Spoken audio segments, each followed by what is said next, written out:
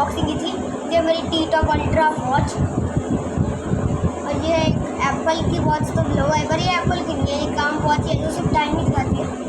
और ये Ben 10 watch, यहाँ पे इसका टाइमर, यहाँ पे टाइमर सेट है। और आपके माइंड में समय एक क्वेश्चन हो कि मुझे समय से कौन सा पसंद है, तो मुझे तीनों ही पसंद है। ये तो अल्ट्रा वॉच थी इसलिए अच्छी है, और ये वाली मुझे न्यू ईयर पर मिली थी, न्यू ईयर पर तो 2020 में। और ये मेरी फर्स्ट वॉच है, ये मिली थी 18 नवंबर 2017 पर मेरे बर्थडे वाले दिन।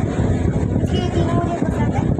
वैसे आप में से तीनों में से कौन सी पसंद है आपको, और बताना। अगर आपने इसकी अनबॉक्सिंग वाली वीडियो नहीं देखी तो डिस्क्रिप्शन में लिंक है, जल्दी जाकर देख लो।